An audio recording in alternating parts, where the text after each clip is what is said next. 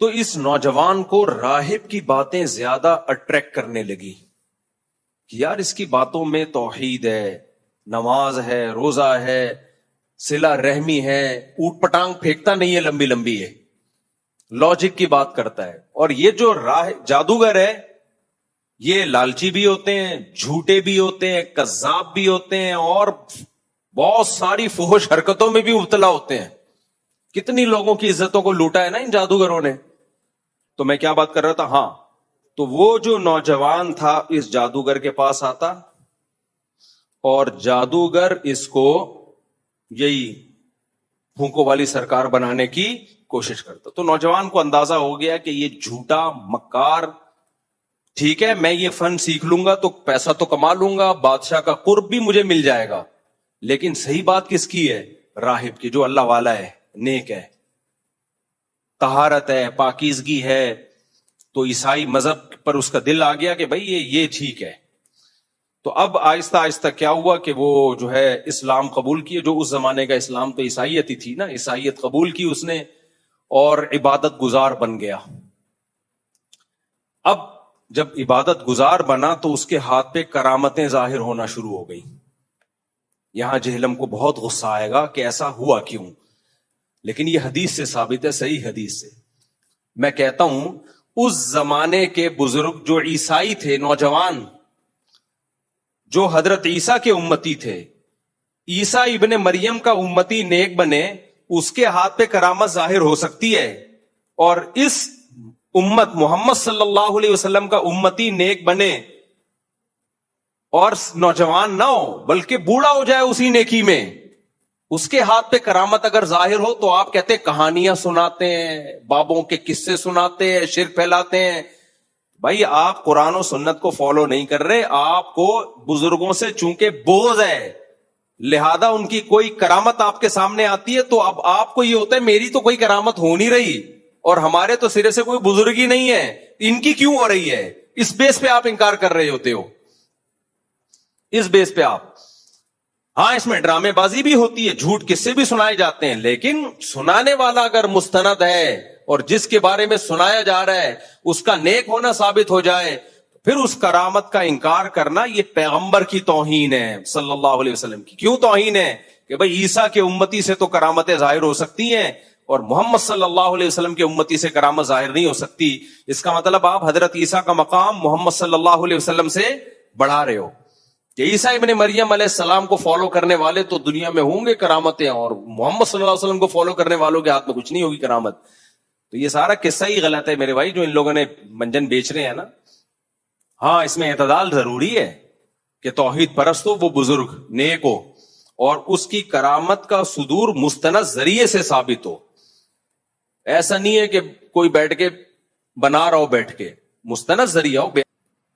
کہ ایک نوجوان تھا،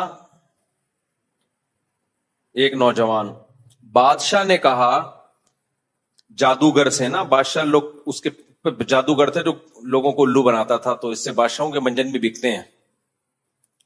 جیسے پھونکوں والی سرکار اپر لیول پہ تعلقات ہیں تو اوپر تک کھانچے چلتے ہیں ان کے. یہ چھوٹے موٹے لوگوں کا کام چھوٹی موٹی پھونکیں ہوتی ہے.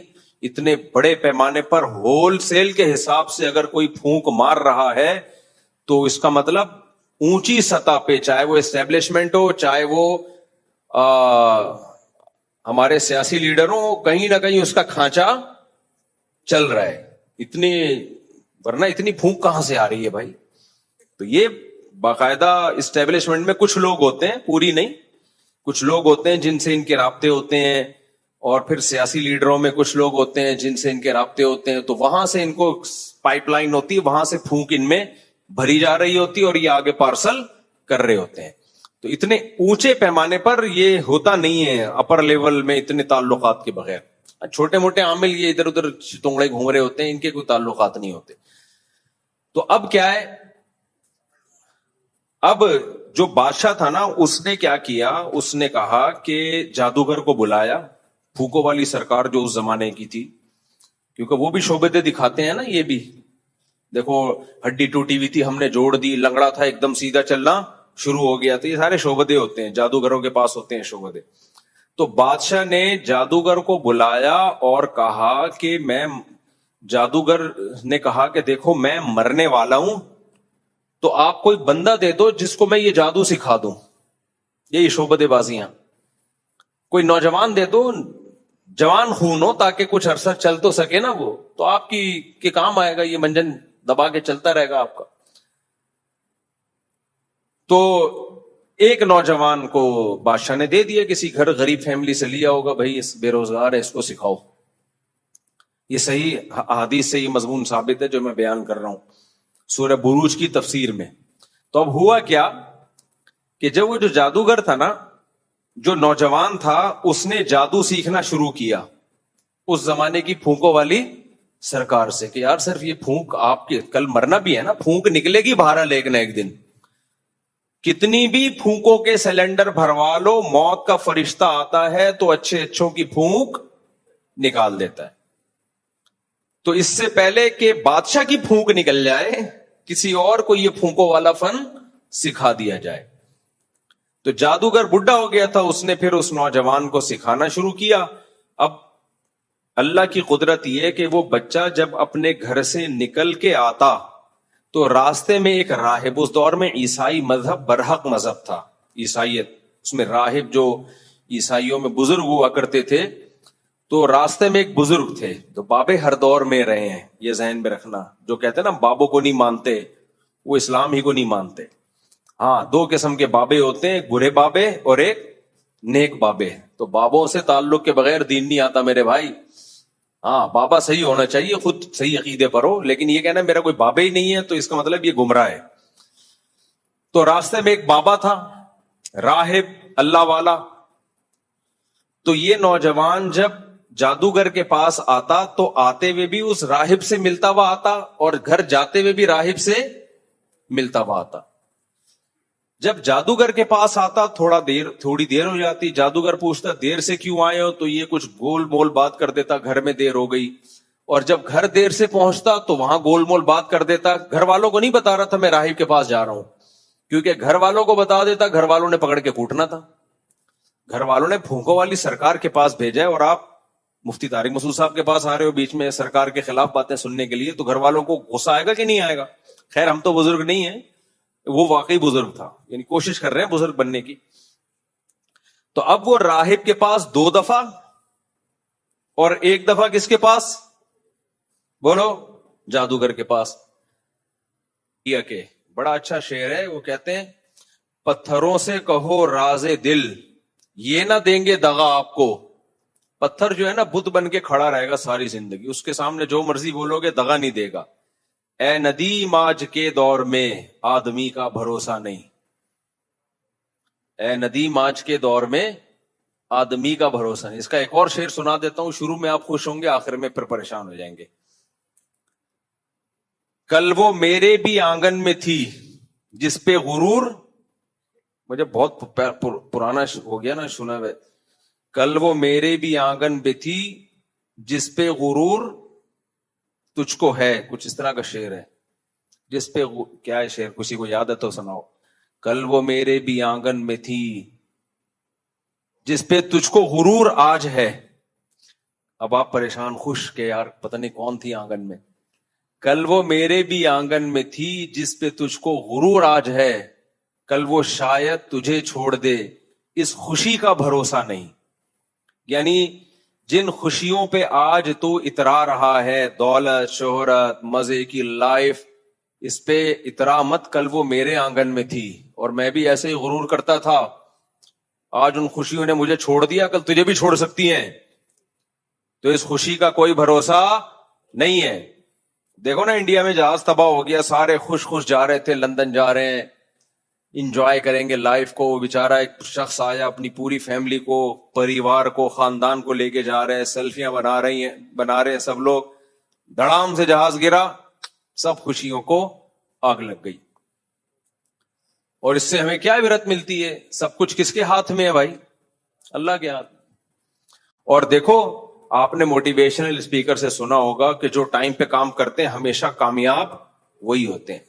सक्सेसफुल होने की, कामयाब लोगों की जो 7 बड़ी अलामतें हैं ना, बहुत बड़ी बड़ी 7 अलामतें गोरों ने लिखी हैं कि उनमें एक ये भी है कि یہ ٹائم کے پابند اور یہ سب چیزیں. وہ جو ایک لڑکی بچی ہے نا جہاز میں تباہ ہونے سے, وہ صرف اس لیے بچی ہے کہ ٹائم کی پابند نہیں تھی. وہ سمجھ رہے ہیں؟ انڈیا کا جو جہاز اڑا اور 3-4 منٹ کے بعد ہی وہ گر کے تباہ ہو گیا, اس میں ایک بندہ تو وہ تو اللہ نے بچا لیا, پیچھے سے دم سے نکل گیا, وہ اللہ اس کو زندگی دے. لیکن ایک لڑکی بچ گئی. کیوں بچی ہے؟ ٹائم پہ نہیں پہنچی تھی. تو کہاں گئی وہ ساری کامیابی اور سکسیسفل لائف کے بنیادی اصول کہ آپ ہر کام پرفیکٹ کریں, ٹائم پہ کریں, آپ کامیاب ہوں گے؟ نہ نہ نہ نہ. کچھ لوگ بغیر ٹائم کے کام کریں تو کامیاب ہو جاتے ہیں, ٹائم پہ کریں تو بیڑا غرق. تو وہ تو ٹائم پہ نہیں پہنچی, لیٹ ہونے کی عادت ہوگی لیٹ ہونے کی, ورنہ لگتا نہیں ہے کہ ایئرپورٹ بھی کوئی بندہ لیٹ ہو جائے. ایئرپورٹ کا تو پتا ہوتا ہے بھائی اتنے پہلے پہنچنا ہے. تو ٹائم پہ نہیں پہنچی اور اللہ کا فضل ہوا. اس سے ہمارے پاکستانی نوجوانوں کو کتنی موٹیویشن ملی ہے کہ صبح جلدی اٹھنا اور رات کو ٹائم پہ سونا. یہ ناکام لوگوں کی علامتیں. جو تھوڑی سی موٹیویشن ملی تھی نا, اس کا بھی بیڑا غرق ہو گیا. تو لیکن اس کا جواب میں آپ کو دیتا ہوں. اس کا جواب کسی کے باپ کے پاس بھی نہیں ہے, اس کا جواب صرف اسلام کے پاس ہے. کسی کے پاس اس کا جواب نہیں ہے. بھائی آپ کوئی بھی آپ کو سمجھا رہا ہوں نا ٹائم پہ کی پابندی کریں تو آپ کامیاب ہوں گے, سکسیسفل لائف ہے, تو آپ بتاتے ہیں سر اس نے تو ٹائم کی پابندی کرتی تو آج جا چکی ہوتی. اس کی تو سارا ویژن کی ایسی کی تیسی, اس کو تو بچایا کس چیز نے؟ ٹائم کی پابند نہیں ہے. تو اس کا جواب اسلام نے دیا ہے. اسلام نے یہ دیا ہے کہ آپ کامیابی کے اسباب کے پابند ہیں. کامیابی کے جو اسباب ہیں ان کو اختیار کریں. اس پہ آپ کو وہ کامیابی ملے گی یہ نہیں ملے گی, یہ آپ کے ہاتھ میں نہیں ہے. یہ کس کے ہاتھ میں ہے؟ اللہ کے. اللہ کی مرضی اس کامیابی میں ناکام کر دے, ناکامی میں کامیاب کر دے. یہ اللہ کا مسئلہ ہے, آپ کا نہیں ہے. آپ کامیابی کے اسباب اختیار کریں, پھر ناکام بھی ہو گئے تو اللہ کہتا ہے یہ دنیا کی ناکامی نہیں ہے, میں کامیاب کر دوں گا. اصل آخرت ہے, دنیا نہیں ہے.